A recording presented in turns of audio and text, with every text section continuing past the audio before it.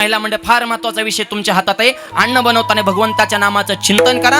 सात्विक अन्न बनवा. पुढची पिढी सुद्धा सात्विक झाल्याशिवाय राहणार नाही. सप्त्यामध्ये काल्याच्या कीर्तना जो बनवला जातो त्याला महाप्रसाद म्हणतात, आणि घरी जे बनवलं जातं त्याला अन्न म्हणतात.